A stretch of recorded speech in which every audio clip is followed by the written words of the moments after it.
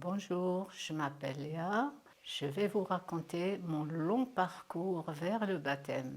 Quand je suis arrivée en France et à 50 ans, je voulais me faire baptiser rapidement parce que quand j'étais enfant, j'ai eu une révélation. Le Seigneur, il m'a montré enfant, habillé en robe blanche, en dentelle, dans les bras. Je ne peux pas vous dire dans quel bras, c'était pas important. Il me laissait le mot communion qui m'a habité. Le mot communion, moi à l'époque, je ne connaissais pas, j'étais enfant, on n'a jamais parlé de communion, rien. Mais pourquoi il est resté juste. Ça a porté des fruits jusqu'au baptême, ça m'a poussé jusqu'au baptême. Les Kabyles, je sais que nos racines, c'est de revenir au christianisme.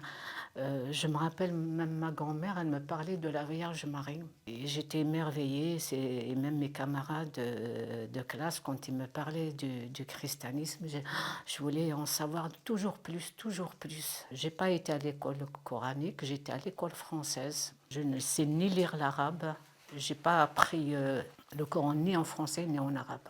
Je voulais me faire baptiser et j'ai toujours porté une croix. Et mon oncle il m'a dit, la paix à son âme, mais pourquoi tu portes une croix parce que tu n'es pas baptisé en tant qu'adulte, c'est trop tard, ça veut dire on se fait baptiser quand on est enfant.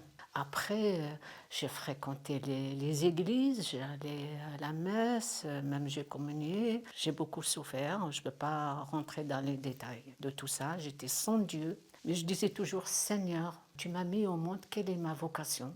Je parlais au Seigneur comme ça, souvent, même quand j'étais petite, je parlais toujours à Dieu. J'ai même organisé des vacances sur la carte de France, lourde, ça me titille, que je connaissais rien de spiritualité. Eh bien, je suis allée dans les Pyrénées.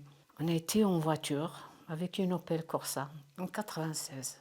Et j'ai demandé à Marie, j'ai dit, est-ce que tu peux m'amener à Lourdes? La seule chose que j'ai fait la queue à la piscine. Et alors là, dans l'attente avant d'être à cette piscine miraculeuse, j'ai pleuré toutes les larmes de mon corps, que je ne peux pas décrire ce que j'avais reçu. J'ai raconté tout ça à ma famille. Ils me prenaient pour une illuminée. Et à la suite de ça, je suis retournée 2 fois, tout ça avant le baptême. Et j'avais acheté une statue de la Vierge Marie, une petite avec le cœur. Je lui parlais, je faisais la prière tous les soirs. Après, je suis retournée, j'ai pris une grande statue. À la suite de ça, j'ai attendu encore 30 ans pour me faire baptiser. Ah, j'ai dit, mais moi j'ai honte, je suis âgée, je ne peux pas demander le baptême. C'est quand on est enfant. J'ai gardé ça encore en moi. Alors c'est facile de dire oui, mais pourquoi tu n'as pas été voir un prêtre? On me dit pourquoi tu n'as pas. Vous croyez qu'à l'époque on peut aller comme ça demander au prêtre alors qu'on m'a mis dans la tête on ne peut pas être baptisé adulte, on ne peut pas aller demander comme ça. Et qu'est-ce que je fais? Je faisais la queue comme tout le monde, j'allais à la communion, j'allais participer les fêtes, voilà, et j'allais souvent à l'église.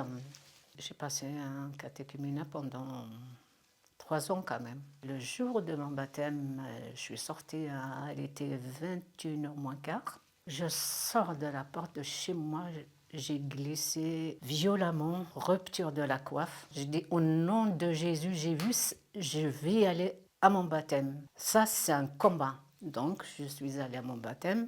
Pendant le baptême, je ne pouvais même pas tenir la bougie avec la main droite. C'est avec la main gauche. J'ai souffert. Vers minuit et demi, j'étais aux urgences et j'ai passé à l'hôpital toute la nuit à hurler de douleur. Et j'ai entendu le médecin lui dire qu'il faut donner un traitement, voilà, diagnostic, rupture de la coiffe, il faut donner ça. Ils m'ont rien donné, les gardes de nuit. Ils m'ont laissé dans le couloir jusqu'au matin.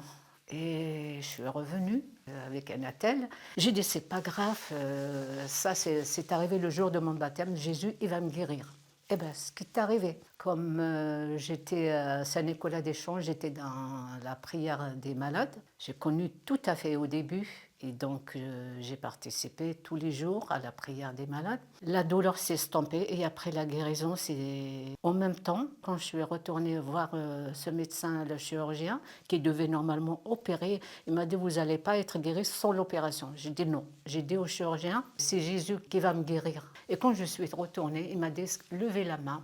Qu'est-ce que vous avez fait? J'ai dit, c'est Jésus qui m'a guéri. Je lui ai donné même l'adresse. Saint-Nicolas-des-Champs. J'étais guérie, il me fait comme ça, alléluia. Je ne peux pas énumérer toutes les grâces que j'ai reçues. J'étais guérie d'une grave maladie, une spondylarthrite ankylosante. Et ça, c'est avant mon baptême, puisque je suis allée à Lourdes 3 fois, j'ai demandé ma guérison. Et j'ai fréquenté Saint-Nicolas-des-Champs, et donc j'ai témoigné tout pour ça. J'ai eu 5 guérisons en tout. J'ai souffert beaucoup, mais j'ai eu beaucoup de grâce. J'ai reçu une grande paix, alors que j'étais perdue, comme on dit, la brebis égarée. Et je souhaite à tout le monde de rencontrer Jésus, notre Seigneur. C'est lui le chemin, la vie, la vérité. C'est lui le Rédempteur. Il est venu pour le monde entier. Il est mort pour moi. Il est ressuscité. Alléluia. Et voilà. Si on ne connaît pas le Seigneur, on ne peut pas avoir la paix. Je me rappelle quand j'étais sans Jésus, ce vide-là, on le compense par des futilités. Depuis que j'ai connu Jésus, je n'ai pas besoin de rien. J'ai une joie intérieure que je ne peux pas décrire. Voilà. Et je suis en paix. Alors que j'ai traversé d'énormes épreuves. Essayez et vous verrez. Venez et vous verrez. Allez-y. Foncez, allez-y assister à des messes, Noël, Pentecôte, et vous allez voir les grâces, les joies que vous allez recevoir.